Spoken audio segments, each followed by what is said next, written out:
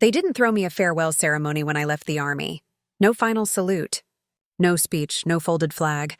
Just a thick white envelope handed to me across a desk that didn't used to feel so far away. Inside was everything. The discharge papers, the severance details, the final checklist to surrender my badge, my weapon, my ID. The same ID I had used to get through security gates, board flights to classified briefings, and sign access logs on bases I can't even name. It was over. 15 years of service, 12 deployments, and one shattered vertebra from an IED in Ghazni, wrapped up in a paper envelope that barely bent. I remember standing outside the building in my civilian clothes, staring up at the gray glass windows of the Regional Command HQ. It was raining. Not heavy. Just enough to blur the outlines of things, which felt appropriate. I didn't cry. Not because I was strong, but because I was numb. When the military becomes your compass for over a decade, losing it doesn't just disorient you. It erases your coordinates completely. I drove home in silence, gripping the wheel like it was the last thing tethering me to reality. Our house sat on a hill in McLean, Virginia. A sleek, modern design with glass panels and marble floors that echoed every footstep, like a reminder that the place was too large for any one person to fill. My husband Victor had bought it 3 years earlier, when his second company went public. He called it an investment in us. I had called it excessive. But he loved making declarations with money, and I was too tired from command briefings and embassy liaisons to argue. He was in the kitchen when I got home, slicing lemons into a crystal pitcher like we were hosting diplomats. He looked up casually, not even surprised to see me mid-afternoon. "So?" he said, wiping his hands on a linen towel.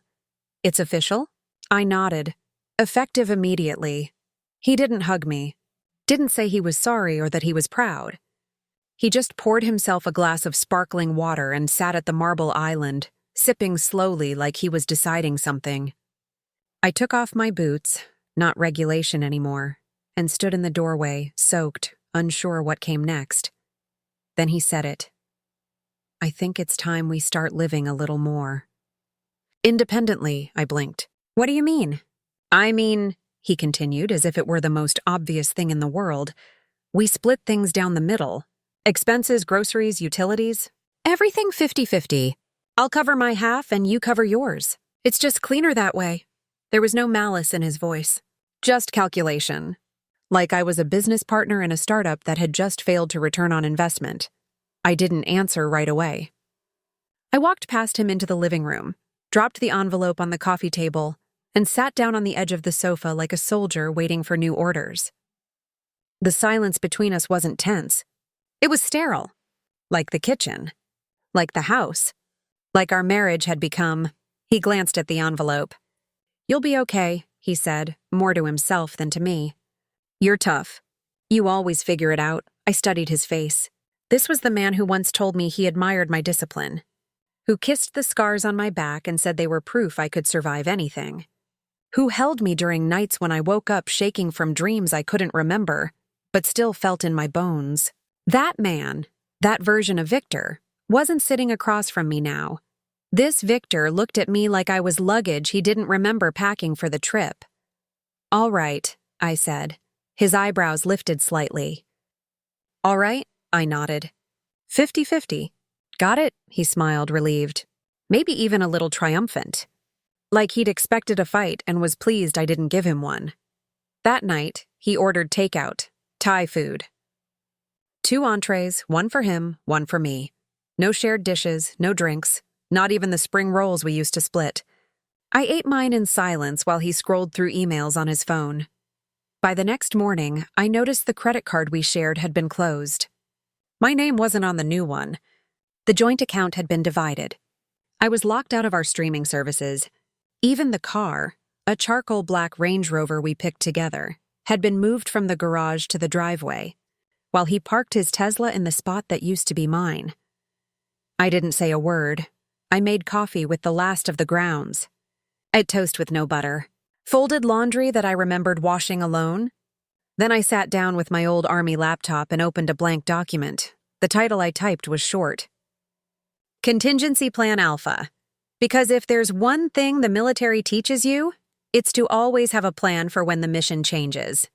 Victor had changed the rules, quietly, without warning, without regret, and I had let him, because what he didn't know, what he wouldn't know until it was far too late, was that when you train for war, your entire adult life, you don't panic when someone declares one, you prepare, you watch, and then you win, without firing a single shot.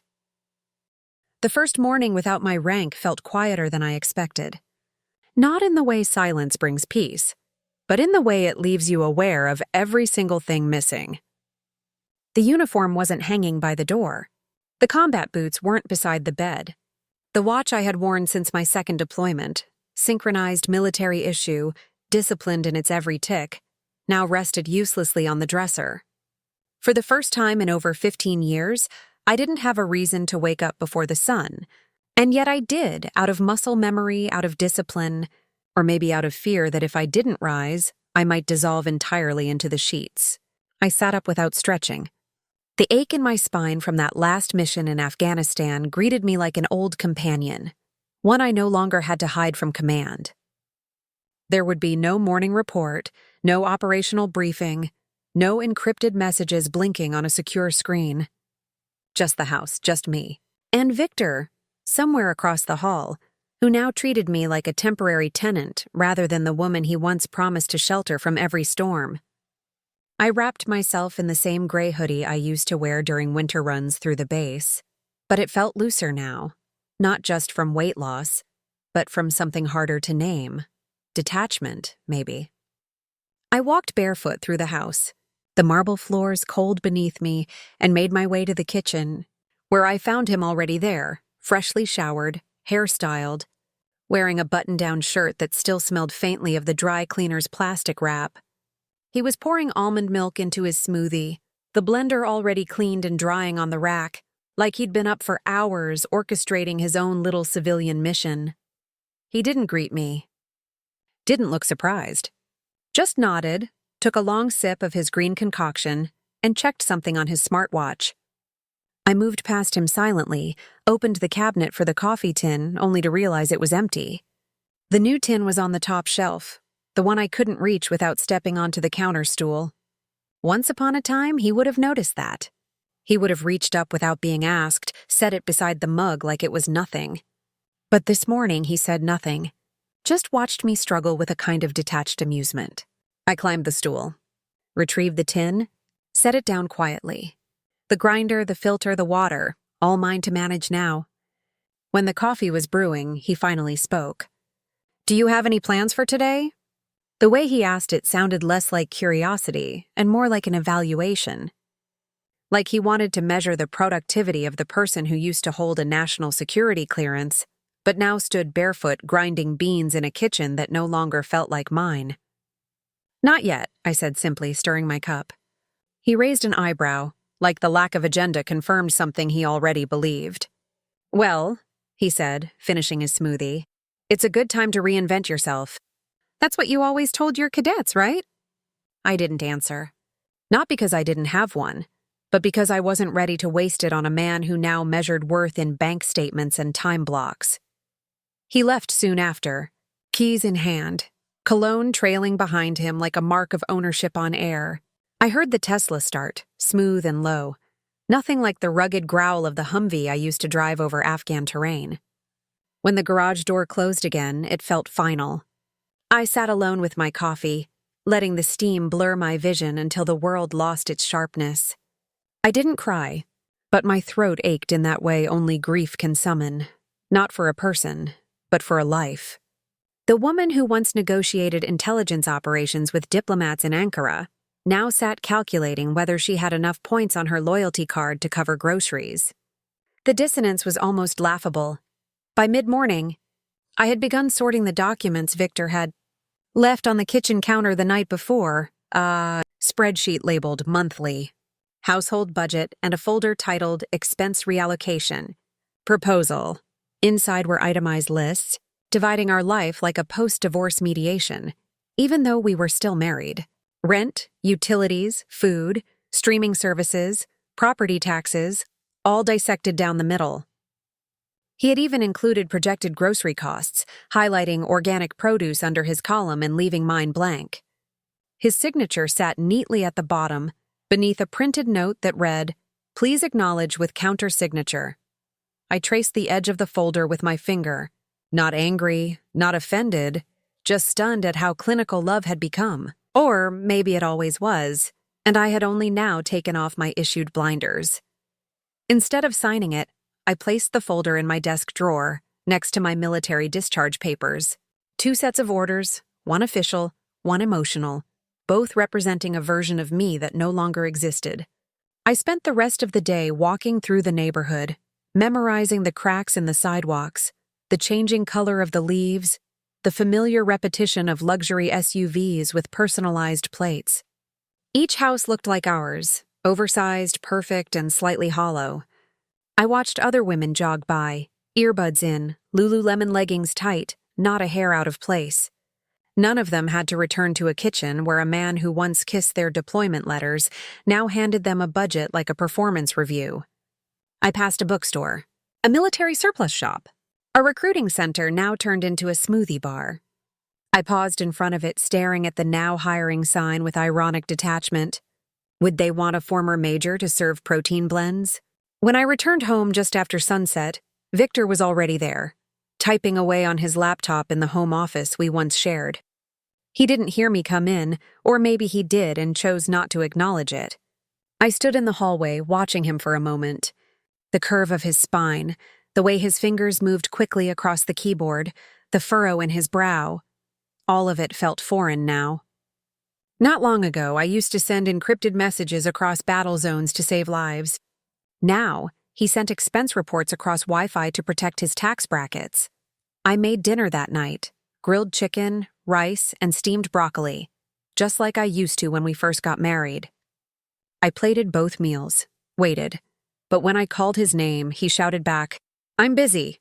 Eat without me," so I did, alone at a long glass table, staring at the reflection of a woman I barely recognized. The lines around my eyes had deepened.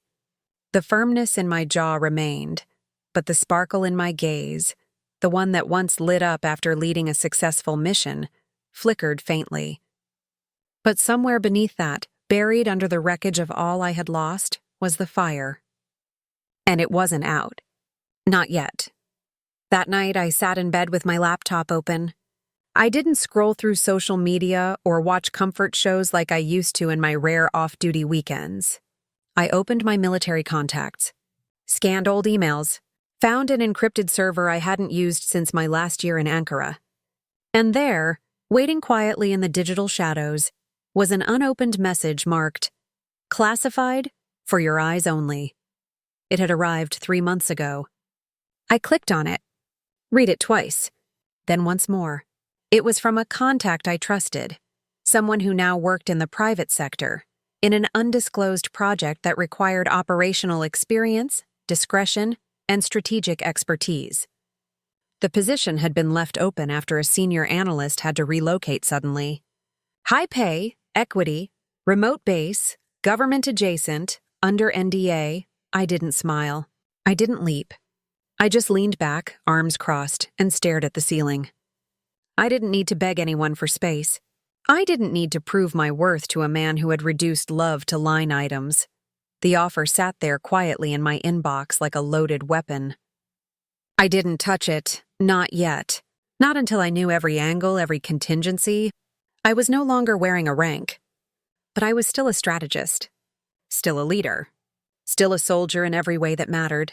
Victor had changed the rules. But I had always written the mission plans. He just didn't know it yet.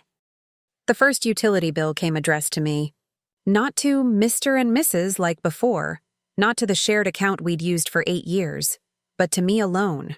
Full name, no title, no rank, just black ink on pale white paper folded with mechanical precision.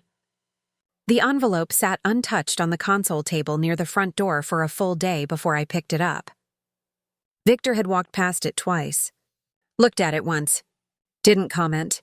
I opened it after dinner, standing over the sink with my hands still smelling faintly of garlic and lemon from the roasted chicken I had cooked alone and eaten alone. The water bill was modest.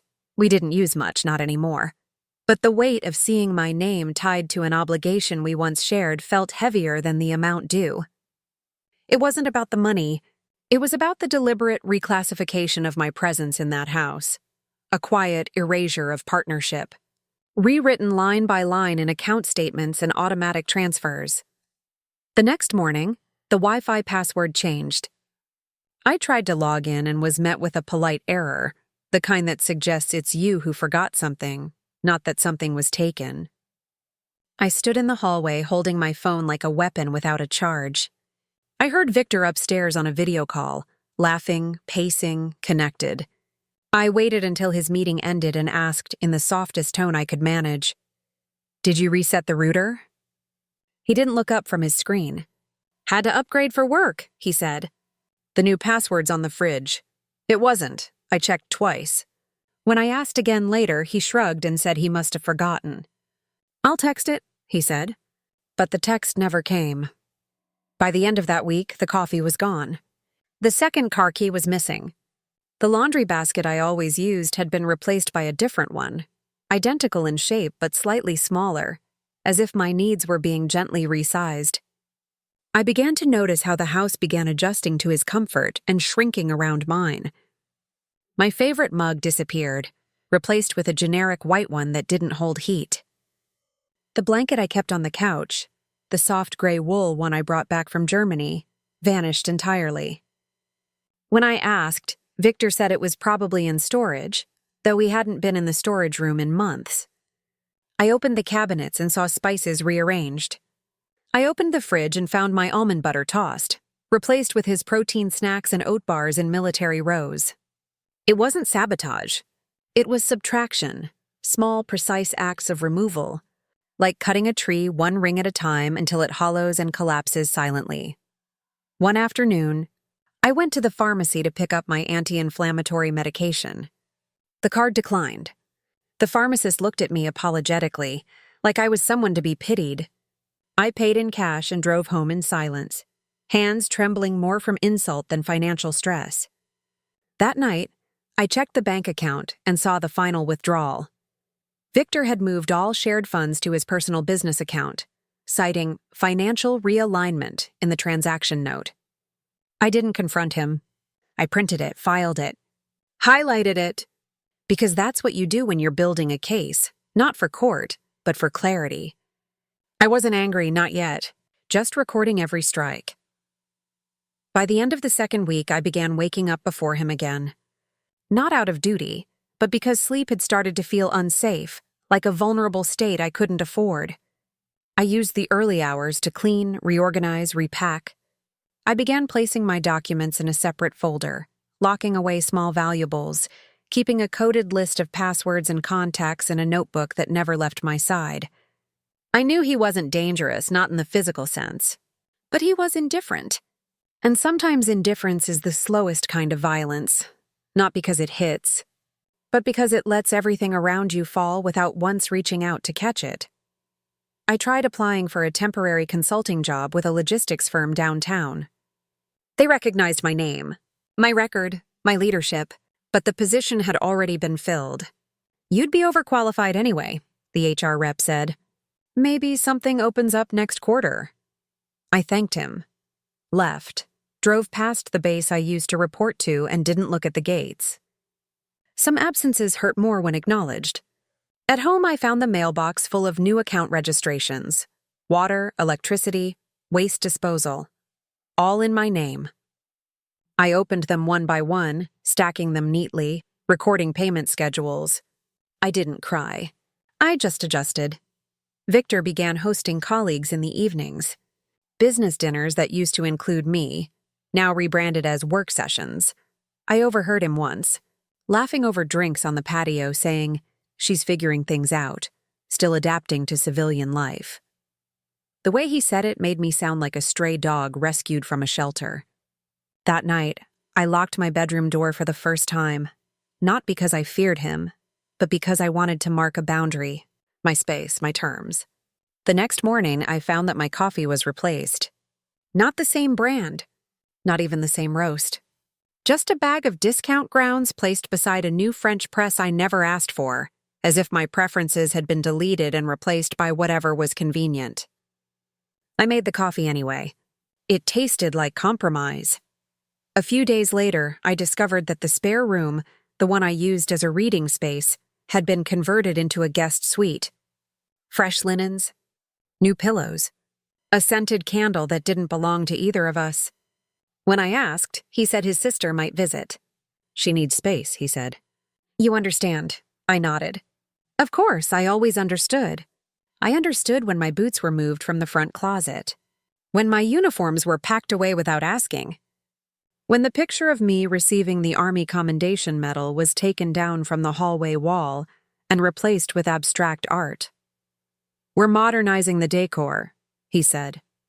Too much military energy. I didn't argue. I just took the frame to my room and set it quietly inside the bottom drawer of my nightstand. No longer on display, but not gone. He began locking the office. His laptop password changed. He no longer left his phone on the counter. At night, he turned to the far side of the bed. Didn't say goodnight. I started sleeping in sweats, with the television on mute, not because I needed the noise, but because I didn't want the silence to win. I stopped leaving notes, stopped buying groceries he liked, stopped filling the soap dispensers in both bathrooms. Just mine, just my side, just my half of everything. The 50 he wanted. I gave it.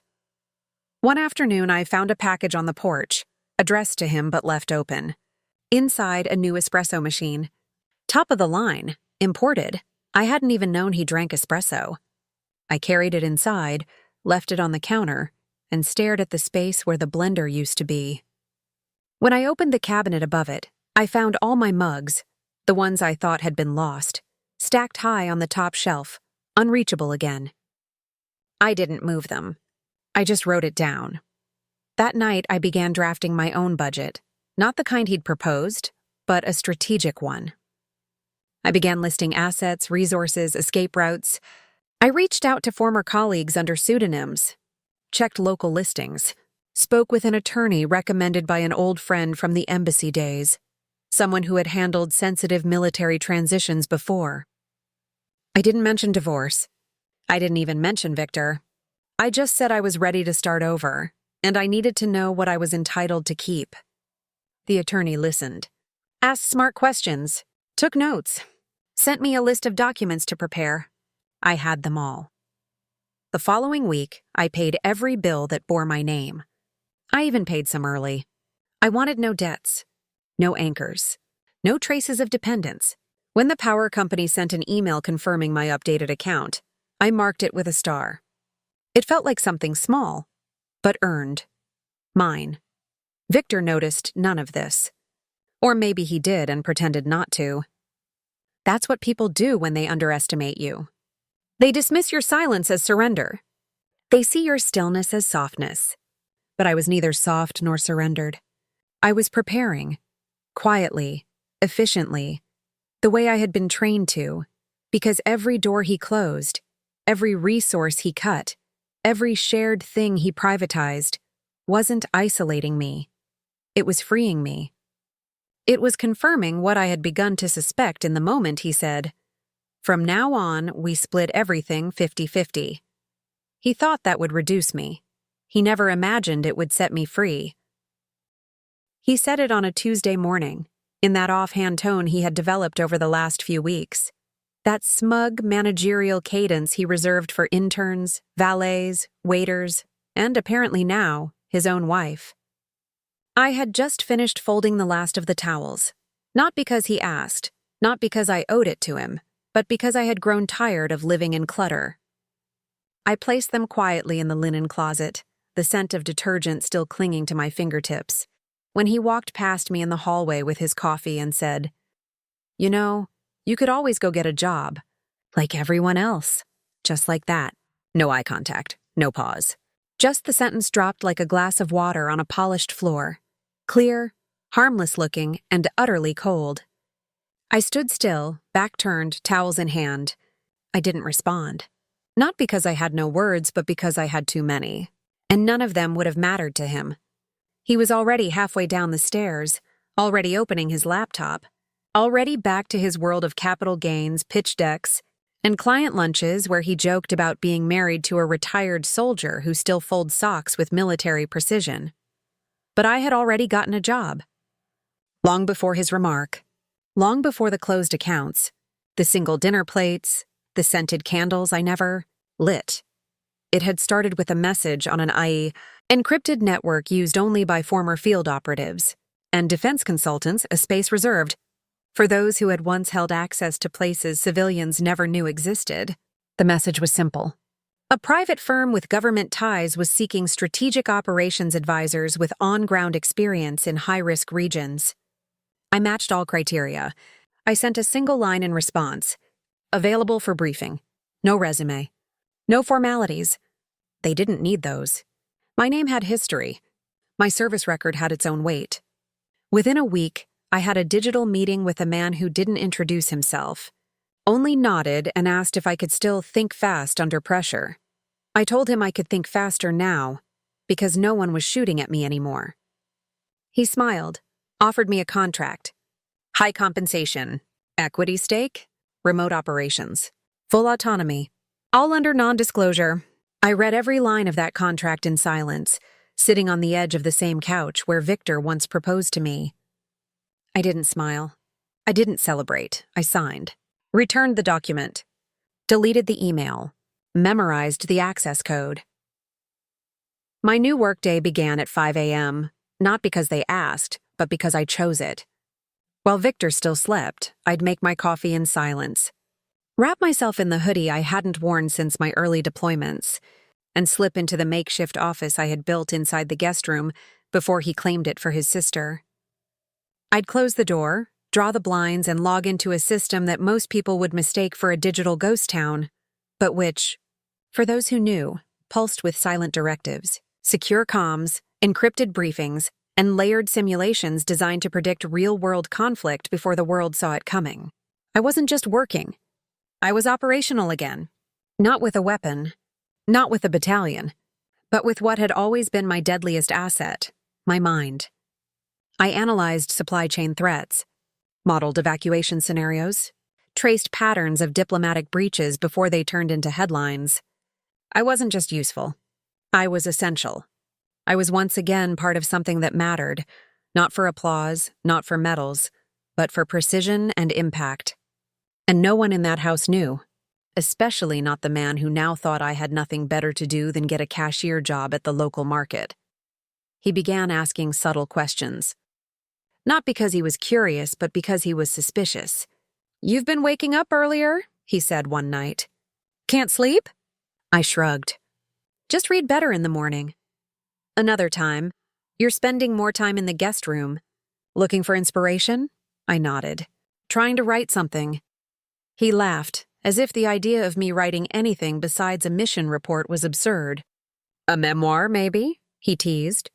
"The Major's Guide to Folding Towels?" I smiled without showing teeth. Let him think I was journaling trauma.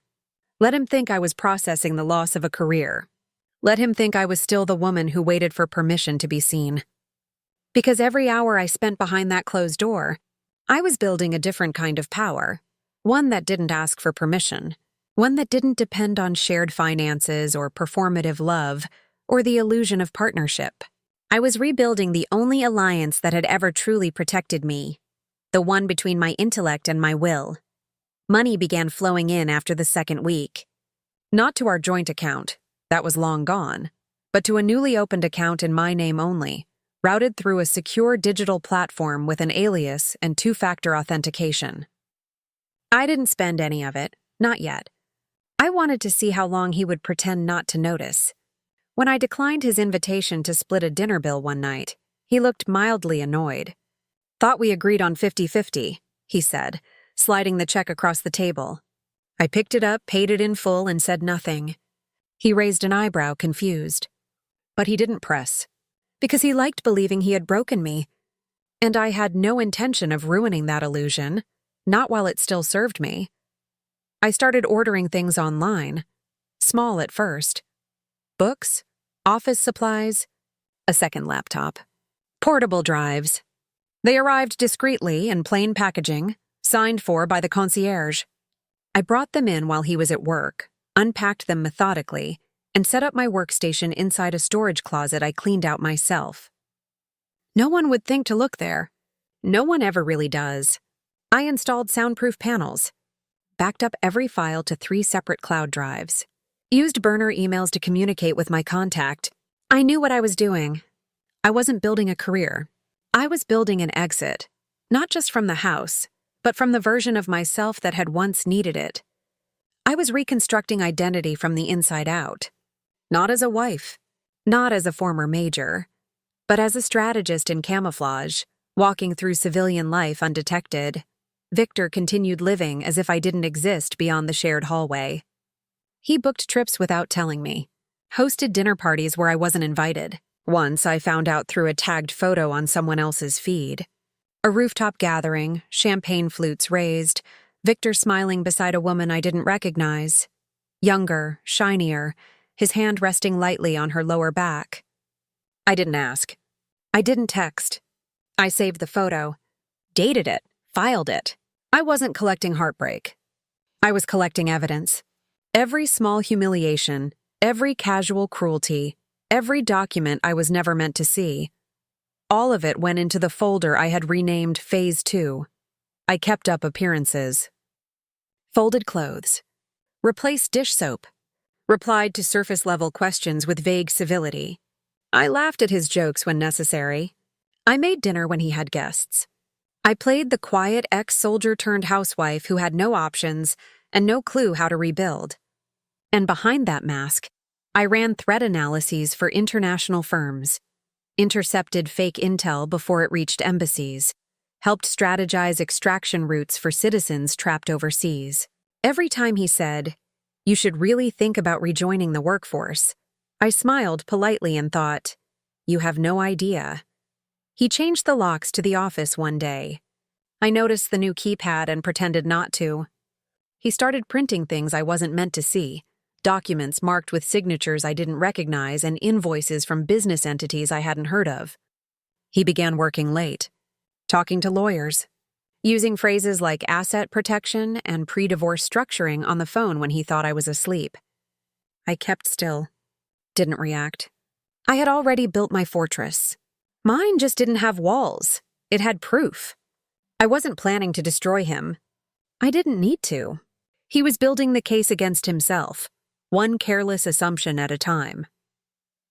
By the end of the month, I had secured a year's worth of savings, opened accounts in 3 different states, created a shell company, established a digital paper trail so discreet it would take forensic accountants months to trace it, and even then, they wouldn't find my name. My NDA prohibited me from disclosing the firm I worked for, but I had been granted enough trust that I now led a small team of analysts. None of them knew my real name. I didn't know theirs. That was the protocol. We operated in numbers, rankless, faceless, effective, and every night, I came home, sat across from Victor at dinner, and let him believe I was a ghost of a soldier with no mission left. He said, "Go get a job like everyone else." I already had one, but more importantly, I had a plan. The invitation came 3 days after he returned from San Diego, where he'd been securing an investment for a tech venture I hadn't heard of until the day he dropped his overnight bag by the door and let the concierge bring in a bottle of wine he claimed had been gifted by a client but still had the price tag tucked under the label. He told me we had a dinner Thursday evening, 7:30 sharp, at Cadenza, the kind of restaurant where the wait list was booked 6 months out and where the menus didn't have prices. Just descriptions in a font so fine it looked more like a signature than information. "You should come," he said. Not kindly, not warmly, but with the same casual tone you might use to offer someone a ride they didn't ask for. "It's important that you're seen." He said it like I was a symbol, not a person. A piece to be moved, a partner in optics only. I nodded without expression and told him I'd be ready. I already had the dress planned. Not for him, but for the role. Soft charcoal black, no shine, clean lines, military precision sewn into every seam. I wore my hair back, no earrings, minimal makeup. just enough to appear neutral. Just enough to remind myself I was still capable of presenting calm under pressure. Because I knew who would be there. I had seen the names on the event list. People with power, not just in money, but in influence. People whose glances could open or close doors in the space of a sip of wine. I had once been one of them, in another context, under another name, with credentials that no longer adorned my wallet but still echoed in the way I stood, in the way I entered a room. We arrived at 7:28. He didn't open the car door for me. He didn't introduce me when we approached the host. He simply said, "Reservation for Victor Hale," and adjusted his cufflinks like they were part of the conversation. The host smiled, nodded, and guided us past a maze of tables where every napkin was folded like origami, and every candle flickered as if trained. We were seated at a long table where 4 other guests were already sipping their first glasses of imported white wine. 3 men, 1 woman, all polished, all grinning the way people do when they sense they're winning before the game even starts. Victor slid into his seat like he belonged there. I followed, silent, calculating. The woman beside him, younger, with a platinum watch and a smile like she practiced it in mirrors, leaned in and touched his wrist lightly. "You clean up well," she said. He laughed, not the kind he used with me, but that show laugh, all surface. "Tried my best," he replied. "Didn't want to embarrass my +1. Then he gestured toward me like a footnote. "My wife, Claire." I smiled the way I'd learned to in interrogation rooms. Polite, controlled, slightly tilted at the corners, just enough to disarm without promising anything.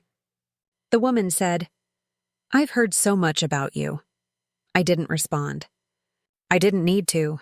I was already scanning the room, noting exits, identifying signals. My world was built on awareness, not charm. Dinner began with shared plates I didn't touch. Victor ordered for both of us without asking what I wanted.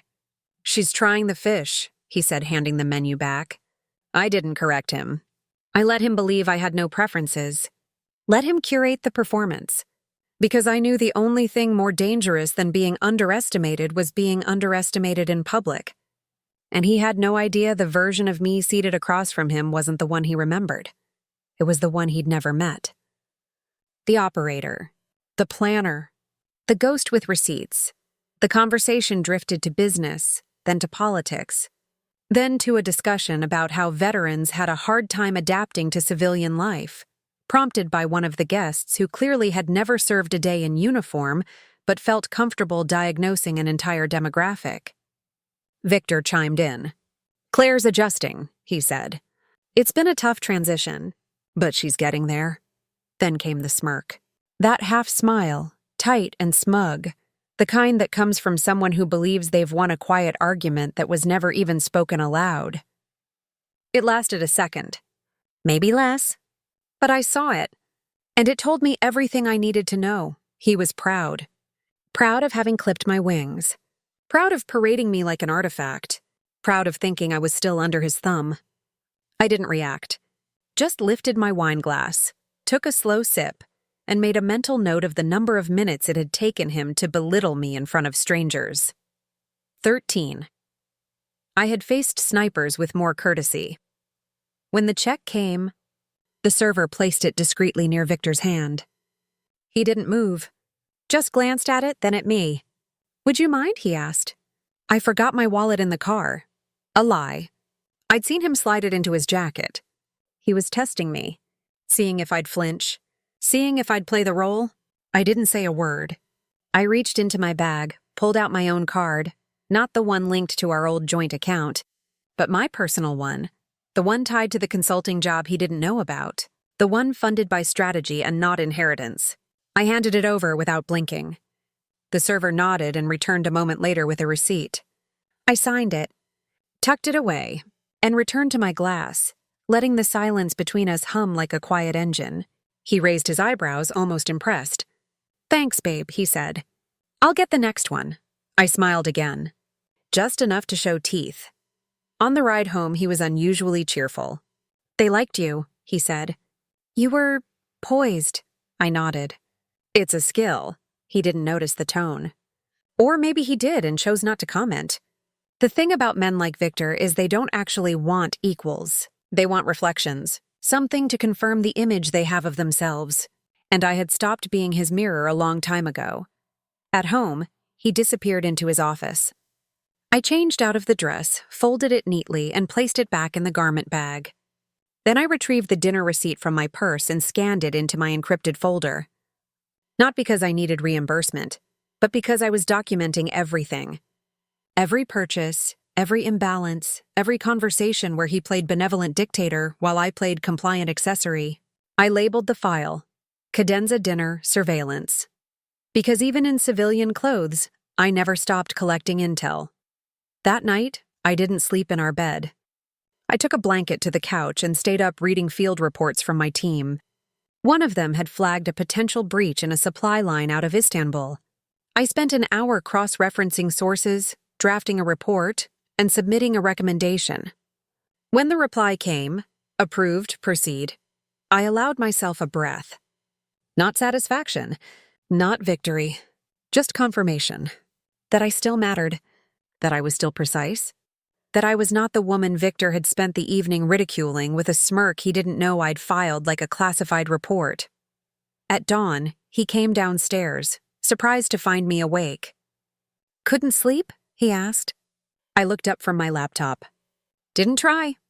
He shrugged and opened the fridge. "Well, you handled yourself well last night." "Might have made an impression." I didn't respond. I didn't need to. The impression had already been made, not on his colleagues, but on me. A permanent one, etched not in feeling but in strategy, because now I knew the precise angle of his contempt, the full depth of his dismissal. And the next phase of my plan no longer required hesitation. It required execution. He thought that dinner was about connections, optics, performance. For me, it was a line in the sand, and I had just stepped over it, in heels, calm, and perfectly still. It happened on a Friday, the kind of afternoon where the sky hesitated between rain and sun, the air damp enough to blur windows, but not enough to wash anything clean. I was standing by the living room shelves, dusting the edges of books neither of us had touched in years, when Victor walked in holding a manila envelope in one hand and 2 fountain pens in the other. He placed them on the table with the theatrical calm of someone who thinks he's about to do something noble, someone who mistakes condescension for generosity. I didn't say a word. I just watched his movements, the way he sat with one leg crossed over the other, fingers tapping rhythmically on the armrest, waiting for me to fill the silence with gratitude. Instead, I sat across from him and waited for him to speak. He took his time, like he always did when he wanted to assert control through pacing, through breath, through the space between syllables. Then he said, "I spoke to the notary this morning. Everything's ready." He tapped the envelope. "We're formalizing the 50-50 split. You'll own half the house." He smiled, like a man offering keys to a car someone already owned. I tilted my head slightly, pretending to study the seal on the envelope, pretending I hadn't anticipated this exact move 5 days ago when I saw the new folder labeled Asset Distribution open on his desktop while he left the room to take a call. I'd read enough in those brief minutes to know what was coming. He believed that handing me half of the property would grant him some invisible leverage, a shield in case I ever tried to claim more, a legal paper trail that he could reference in court or conversation. He believed it made him appear fair, balanced, reasonable, the kind of man who doesn't trap women, only quietly corners them into positions where gratitude looks like submission. He slid the pen across the table. "Just sign here." I already did. I looked at the line, read the wording, transfer of joint ownership for marital property, and beneath it, his signature in that wide, practiced flourish that always made me think of branding irons. I picked up the pen but didn't write. Not yet. Instead, I asked, "Why now?" He leaned back, arms folded, a shrug half formed on his lips. "It's just time. We've both been adjusting. This makes it easier. Clean. No confusion." I nodded. "So you're giving me half the house out of convenience?" He paused. "Out of fairness. You live here. You should have security." The words sounded rehearsed. like something his lawyer might have said during one of their recent calls. I signed, not because I trusted him, not because I wanted the house, but because I understood something he didn't. The house wasn't a gift. It was leverage, and once it was mine, even partially, it became a chess piece I could move, a field I could reshape. He watched me sign and exhaled like a man relieved a deal had closed. Then he collected the papers, slid them back into the envelope, and said, "We'll get a copy in the mail next week." I said nothing, just stood, smoothed the crease in my blouse, and walked upstairs with the same deliberate cadence I used to cross airfields under sniper threat. Later that evening, he poured wine and called it a toast. "To new beginnings," he said, clinking his glass against mine. I drank without smiling, because the only beginning I recognized was the one he'd just triggered. Not with words, not with ceremony, but with ink and presumption. He thought giving me part of the house would settle the score. He didn't understand that all he'd done was move a piece onto my board. And I never made a move unless I already knew the endgame. The following morning, I contacted my attorney. Not the one he knew, not the one whose name appeared in the embossed business card on the kitchen corkboard. I contacted Leah, a former military intelligence officer turned legal analyst who now specialized in silent separations, the kind where reputations remained intact while control changed hands without fanfare. I sent her the signed documents, along with the prenup we'd signed 9 years ago, the one he thought I'd forgotten. She responded in less than an hour. "We can work with this," she wrote. "The property transfer is admissible. We'll build from here." I spent the rest of the day cataloging assets, furniture, appliances, artwork. I photographed each item, labeled them, cross-referenced with receipts I pulled from our shared storage drive before he changed the passwords. I backed up every file, encrypted each one, stored them in 3 locations, 2 digital, 1 analog. The analog file went into a red folder I kept inside a hollowed-out book on the bottom shelf of my closet, between volumes of military history and a photo album we hadn't opened in years. Victor didn't notice. Or if he did, he didn't comment. He went on with his routines. Gym in the morning, calls in the afternoon, whiskey after dinner. He smiled more now, like a man who believed he had balanced the scale. He began telling friends how proud he was of me for getting back on my feet, for finding purpose again. He even mentioned once, during a call I overheard through the office door, that we had never been more aligned. I took a photo of the envelope he had signed, dated it, filed it. One evening, as he watched a game on the couch, he asked, "Do you feel better now?" "About the house?" I looked at him, studied the way his eyes didn't move from the screen, the way his hand lazily swirled ice in a glass. "Yes," I said. "I feel clear."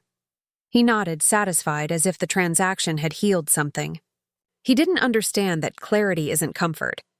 It's just the absence of illusion. Days passed. I made subtle changes to the house, not cosmetic, not visible. I started rerouting deliveries to a P.O. box. I changed my medical provider, updated my legal address for service. I met with Leah in person, downtown, under the pretense of lunch with an old colleague. We discussed contingencies. She laid out options: legal separation, asset freeze, controlled exit. "You can take the house," she said, "or let him keep the shell once you've emptied it." I chose the second. Because this house wasn't a home. It was a structure, a symbol. And I had no use for hollow things. 2 weeks after the signature, Victor received a call from his bank. I know because I saw his posture change mid-conversation, spine stiffening, voice lowering. He asked about access issues, about transaction visibility, about shared authority on property-based credit. His tone became sharp, then controlled, then falsely polite. He hung up and walked into the kitchen. "Did you change something with the mortgage account?" he asked. I looked up from my laptop, feigned confusion. "No, should I have?" He studied me for a second, then shook his head. No, just a glitch." He walked away. It wasn't a glitch. It was a recalibration. A shift in power. A redistribution of silence. That night, I updated my will, removed his name, reassigned my pension benefits, established a private trust. I named it Echo, after a code word we used in my last classified operation, the one that succeeded not through firepower, but through patience. Victor thought signing over half the house gave him leverage. He didn't know it gave me proof. Proof of transfer. Proof of standing. Proof of intent. He gave me the weapon. I just chose not to fire it, yet. The safe had always been there, buried into the foundation behind a wooden panel in the closet we used to share, though the word share had long lost its meaning between us. He chose it himself. Biometric, fireproof, advertised as impenetrable, as if his money needed to be protected not from criminals, but from proximity. He had the code, I had the print, and neither of us ever questioned that arrangement, because back then, there was still the illusion of trust. We stored important things there once, our passports, the deed to the house, the insurance policies, the copy of our prenup that we both said we'd never need. I remember placing my Army discharge documents there the night I brought them home, sliding the envelope in beside our marriage certificate, like two documents bound by silence and ending the same way, with a signature and a severance. After that, I stopped opening it. There was nothing I needed to retrieve, or so I thought. It wasn't until the morning after he snapped at me over a delivery, a package addressed to me that he opened without hesitation and without apology, that I realized I needed to start reclaiming spaces he had assumed were his. I had come downstairs to find the box on the counter, its contents already unwrapped, laid out like evidence of betrayal. A portable drive, a book on cybersecurity architecture, and a compact paper shredder. "Is there something I should know?"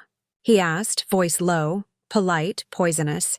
I stared at the items, all ordered for legitimate reasons, all related to my consulting work, which, of course, he still knew nothing about, and I saw for the first time not a man confused, but a man threatened by what he could not control.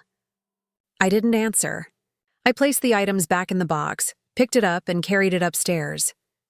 That night, after he fell asleep with a glass of whiskey unfinished on the nightstand and a podcast still murmuring into his AirPods, I knelt in the closet and opened the safe. His fingerprints still worked. That was my first mistake. The interior was as I remembered, organized, labeled, sterile.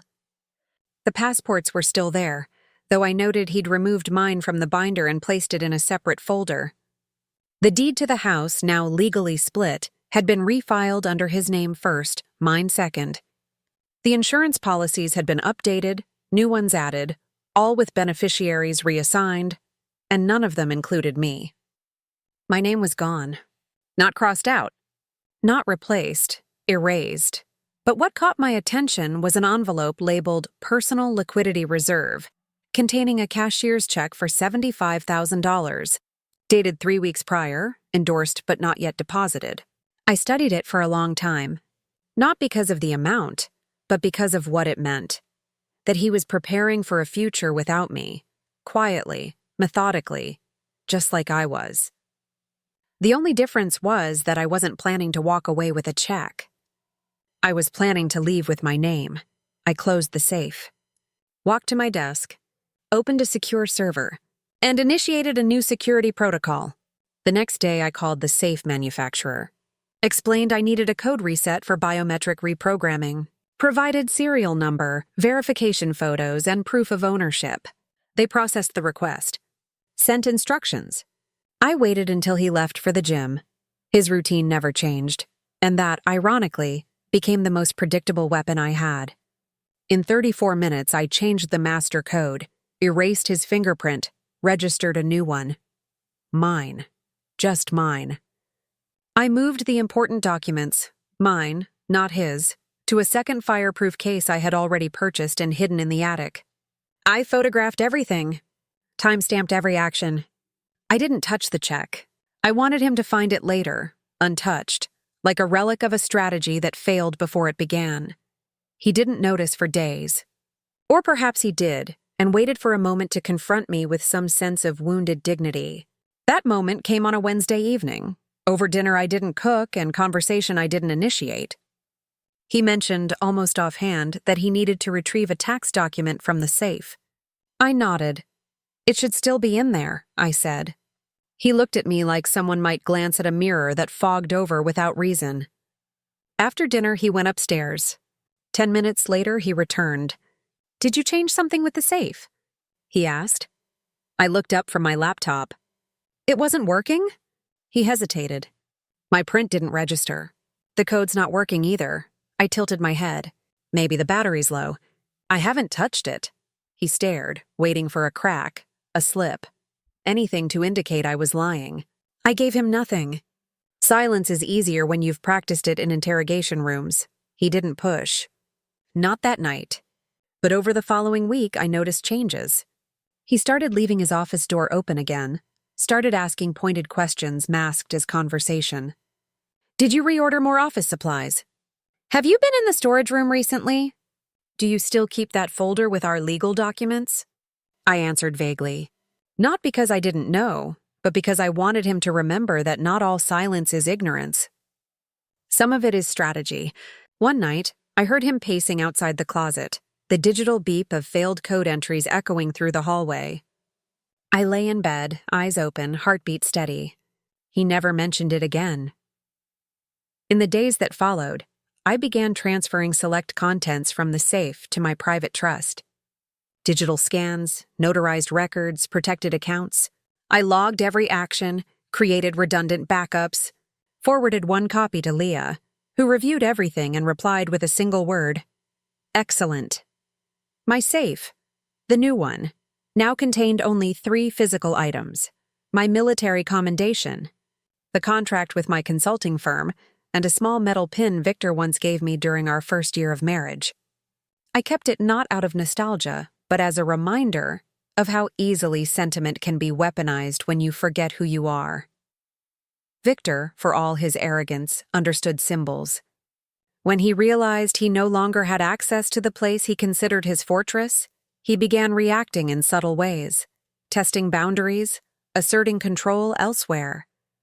He adjusted the thermostat to levels he knew I disliked, canceled streaming services I used, rearranged kitchen items.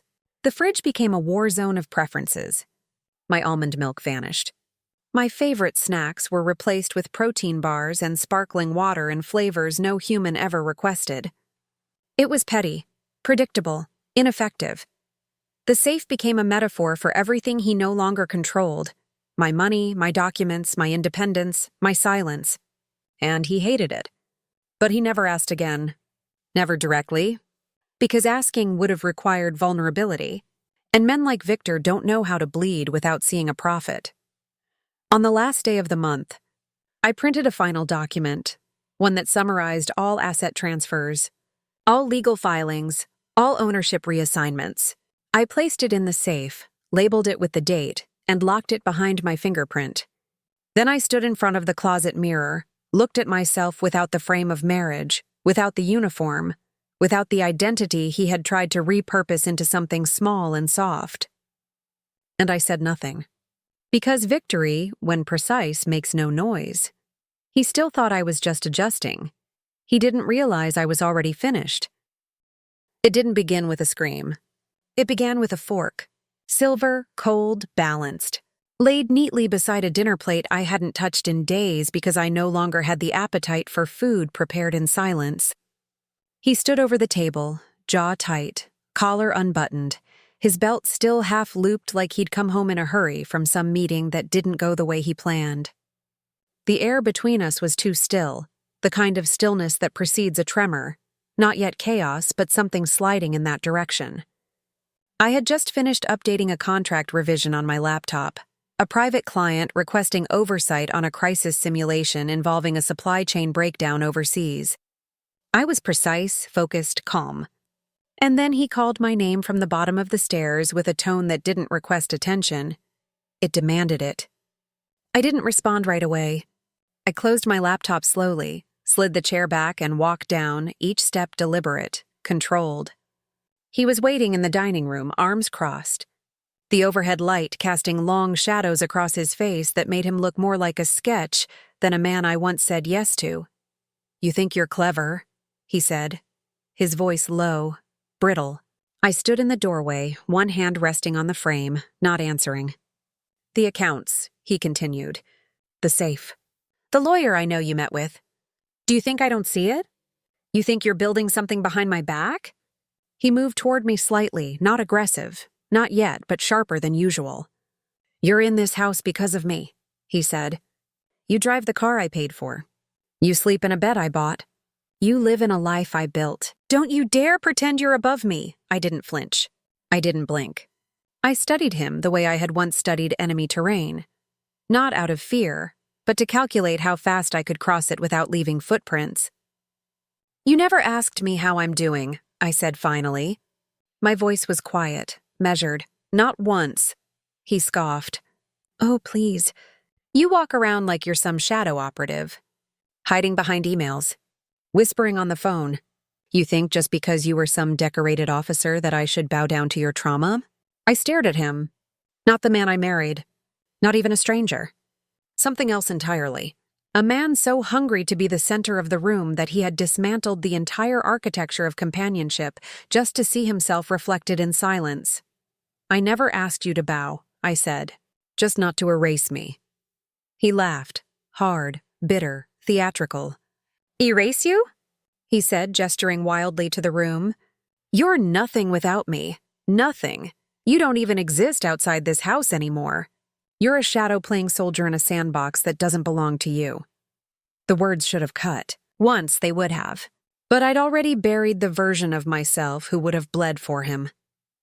What stood now in front of his fury wasn't a wife, or an ex-major, or the woman he used to control with a single furrow of his brow. What stood there was someone he couldn't reach, someone who had already exited emotionally, legally, financially, even if her body still stood within his walls. He stepped closer. His voice lowered into something he thought sounded menacing. "You're forgetting one thing," he said. "That name on the deed means nothing if you have nowhere else to go." I tilted my head. Not in challenge, in pity. Because in that moment I realized he wasn't angry at what I had taken. He was terrified by what he had lost. The ability to define me, to diminish me, to extract power from proximity. He didn't yell because I was disloyal. He yelled because I was now something he couldn't access. A woman building something in silence is the most terrifying creature a small man can imagine. I walked to the wall beside the dining table and flicked the light switch. The room went dark. Not black. The kind of dusk that still holds outlines, still lets you see enough to recognize who's been left behind. He stood in that glow, breathing heavily, staring at me like he had expected retaliation, expected tears, expected a performance of emotion that would confirm he still mattered enough to provoke it. I gave him none. I turned and walked upstairs. I didn't slam the door. I didn't lock it. I just closed it softly behind me, the same way you close a file after reading the final sentence of a long and disappointing report. In my room, no longer ours, I sat at my desk and opened my laptop. The inbox was full. Updates from my team, a new assignment from the firm, a response from Leah with the subject line, "Ready to execute." I typed only 2 words in reply, "Do it." Then I encrypted the message, sent it, and closed the lid. I changed into sweatpants, braided my hair, and lay on the bed without checking the time. I could still hear him downstairs, pacing, cursing under his breath, the occasional slam of a drawer, the aggressive hiss of the faucet. I stared at the ceiling, not trying to sleep, just letting the quiet fill the space his noise couldn't reach. The next morning, I found a note on the kitchen counter. "We need to talk." I folded it without reading the rest and placed it in the recycling bin. That afternoon, I received confirmation that all remaining joint assets had been frozen, per my attorney's petition. The house was now subject to formal separation. His name was no longer on my healthcare proxy. His emergency contact status had been revoked. He was, on paper and in reality, a man living with someone he no longer legally touched. He tried to talk to me 3 times that week. Each time I nodded politely and said, "Not now." He tried kindness, then apology, then silence. But by then, I was no longer living in that house. I was operating within it, waiting for the final clearance to relocate. When I got it, a small apartment downtown secured under my firm's housing stipend, I didn't pack with haste. I moved slowly, deliberately, 2 boxes a day, 1 drawer at a time. He noticed. Said nothing. On the last night before I left, he stood in the hallway, watching me zip up the last suitcase. "You're really doing this," he said. Not a question. Just disbelief masquerading as observation. I didn't look at him. "You're still nothing without me," he said again, quieter this time, like a prayer he'd been whispering to himself to avoid collapse. I walked past him, reached for the hallway light, and turned it off. Some men need light to feel powerful. I only ever needed clarity. The conference room smelled like eucalyptus and restraint.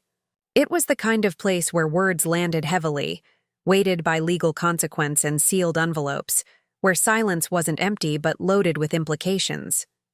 I arrived 10 minutes early, as I always did when operations mattered. Leah was already seated, her posture crisp, her eyes scanning a document that I'd read 3 times before I signed it, because preparation is never about doubt. It's about discipline. She didn't smile when she saw me. She didn't have to. Professionals like us don't waste time with sentiment when the battlefield is paperwork and precision.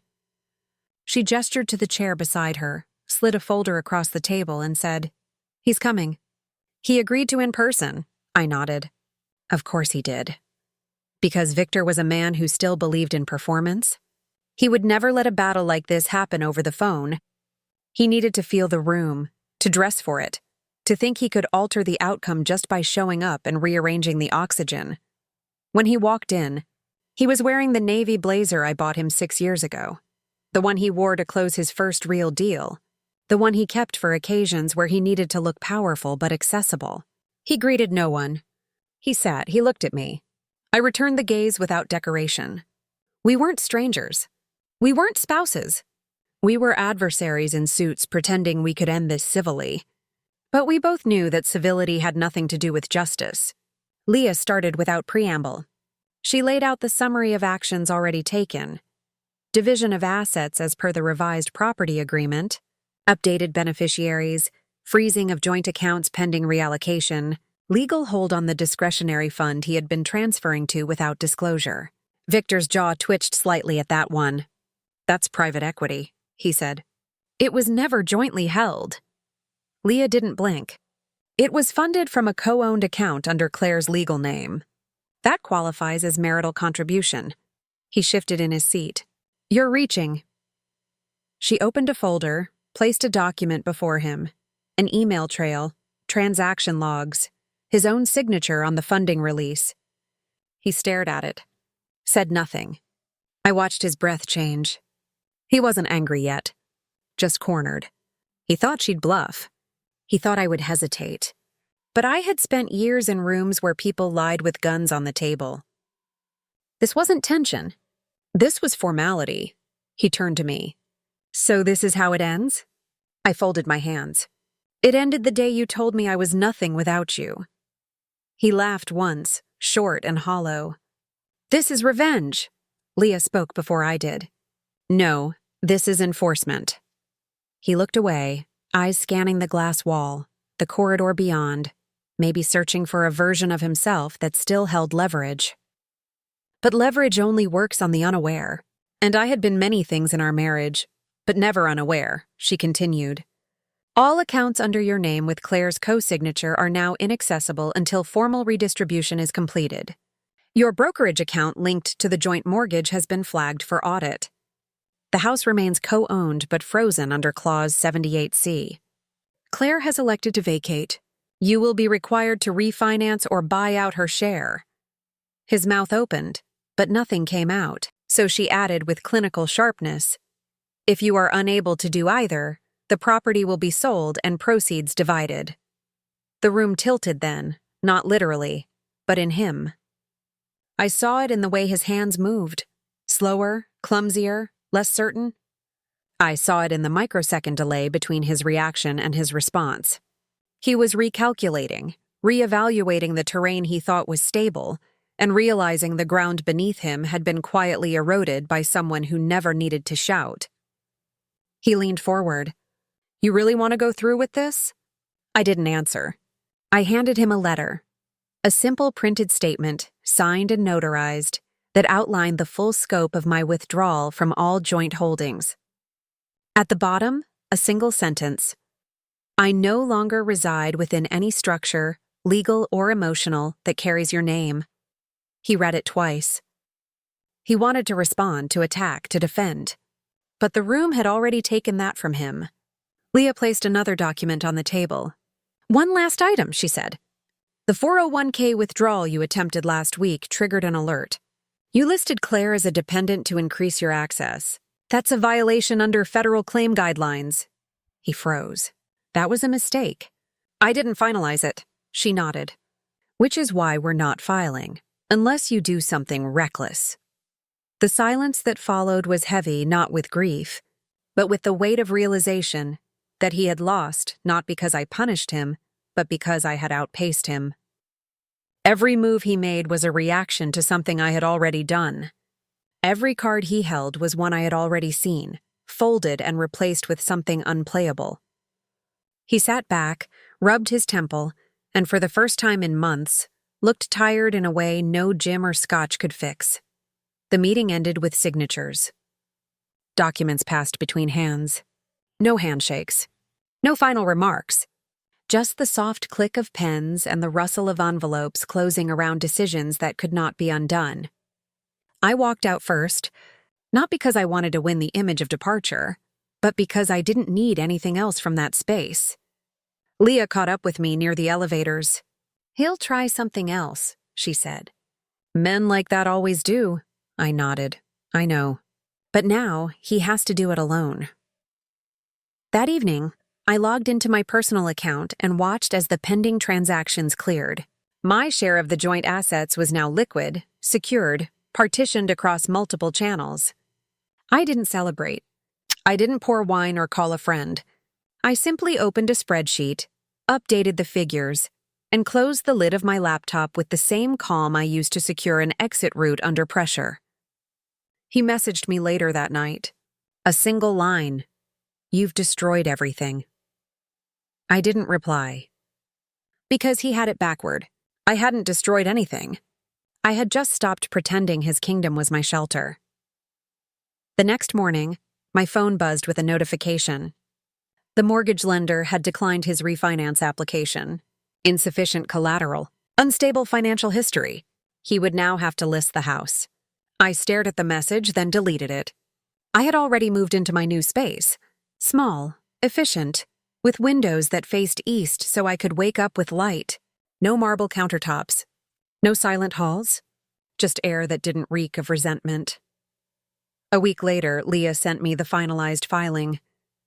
The accounts were closed. The house listed. The joint investments severed. Victor's name now floated in spaces I no longer occupied. Spreadsheets, email chains, outdated contact lists. In my world, he no longer existed. That was the real freeze. Not of money, but of memory. He called once more. I watched the phone ring. Watched his name flicker on the screen like a glitch. I let it pass. Because sometimes the most strategic thing you can do isn't to strike back. It's to never enter the ring he built for you. That call wasn't a question. It was a wish. A hope that I might still be reachable. But some numbers don't get blocked because they're dangerous. They get blocked because they're irrelevant. And Victor Hale had finally become irrelevant. The house was quieter than usual that morning, though not from peace, but from vacancy. I could feel the absence of weight before I even opened my eyes, the kind of stillness that only settles over a place when its purpose has already left. There were no footsteps echoing down the hall, no doors opening and closing with mechanical confidence, no coffee brewing as background dominance. He was gone. For the weekend, he had said, business upstate, something about private capital and tax shields. I didn't respond when he told me. I only asked what time his flight was, not out of care but out of logistics, because I had no intention of being there when he returned. I packed slowly, precisely, one drawer at a time, not because I was afraid to forget something, but because I wanted to remember the feeling of choosing what left with me and what would stay behind like remnants of someone else's empire. Most of my things had already been moved to the apartment, the quiet place with the east-facing windows, the one that didn't carry his breath in the walls. What was left now was symbolic. The books I never lent, the documents too personal for digital storage, the pair of boots that had crossed more borders than he had rooms. I wrapped them in cloth, placed them neatly into the box marked Last Departure, and taped it closed without hesitation. The safe was the final thing I opened. The touchpad beeped once, then opened without resistance, like it knew this would be the last time. Inside was the medal, the one I had earned but never displayed. I remembered the ceremony like a freeze frame, the dust in the air, the heat on my neck, the general's voice reciting words that felt both too heavy and too distant. I remembered not how it looked, but how it sounded when it was pinned to my chest, that dull click of metal against uniform, not loud, but final. I had kept it because it reminded me of who I was before I softened myself to fit inside his orbit.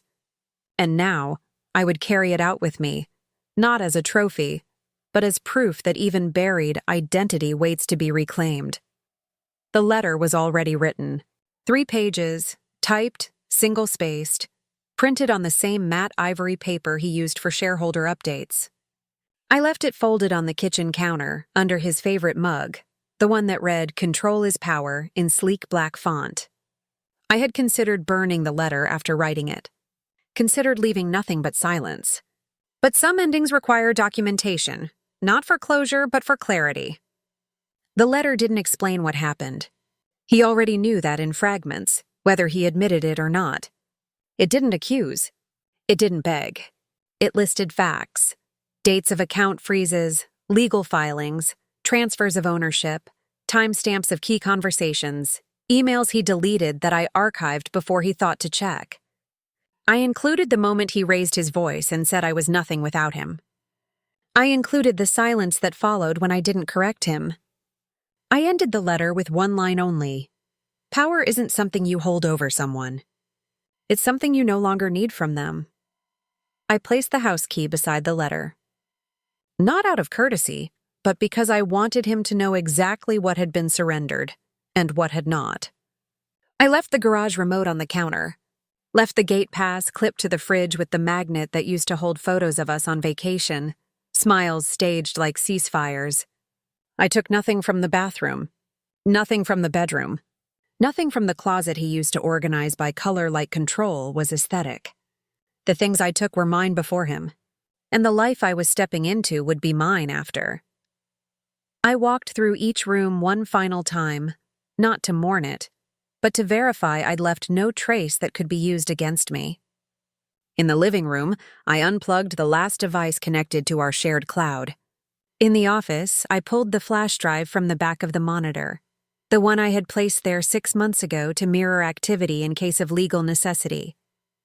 In the kitchen, I deleted the fingerprint data from the smart lock system and performed a factory reset.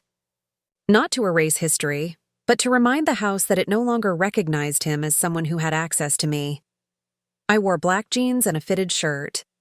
No dress, no jewelry, no perfume he might associate with a version of me he mistook for permanent. My bag was light, my mind lighter. I opened the front door and didn't look back. Not once. Because the only people who look back are the ones who still expect rescue, and I had already rescued myself. The drive to the apartment was short. The air felt different when I opened the windows. Not cleaner, just unclaimed.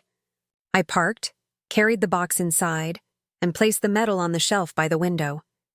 It didn't need a frame. It didn't need validation. It was enough that it was there, that I had chosen to take it with me, not because of what it meant to others, but because of what it reminded me. I have endured worse than this. And I never asked for a witness. He called 2 days later. I didn't answer, he emailed after. I read your letter, he wrote. I didn't know you were capable of this. I read it once. Deleted it. He sent another. You blindsided me. You could have talked to me. But we had talked, in the spaces where my silence lived, in the decisions he made without asking, in the door he closed every time I tried to breathe in his version of partnership. What he wanted wasn't a conversation. It was a collapse. He wanted me to flinch. I refused. 1 week later, I received a letter from his attorney requesting a settlement discussion. I forwarded it to Leah with a single line, "You know what to do." That same day, I sat on the floor of my new living room, coffee in hand, watching light spread across the walls like a confession. I didn't cry. I didn't celebrate. I existed fully in a space that wasn't curated by control or haunted by compromise. The kind of space where no one kept score because no one was losing. I received one last message from him, exactly 30 days after I left. No greeting, no signature, just 4 words. I didn't expect this. I smiled, not from triumph, from truth, because that was the only sentence he'd written in years that wasn't a manipulation. He didn't expect this because he never imagined I would stop needing him. He never imagined I would walk away without theatrics. He never imagined I would learn that the quietest form of revenge is no longer being measurable in the terms of someone who tried to reduce you. I stood by the window and stared out at the city, breathing in the soft weight of autonomy, the kind that doesn't come with medals, the kind that doesn't need applause, the kind that tastes like peace, like space reclaimed, like dignity with no expiration date, the kind that comes not from war, but from the refusal to be conquered. And when I turned back inside, toward the apartment I had built with intention and without apology, I whispered the only line that mattered anymore, the one he would never hear, the one that required no audience. You may have built the house, but I became the architect, and I never looked back again.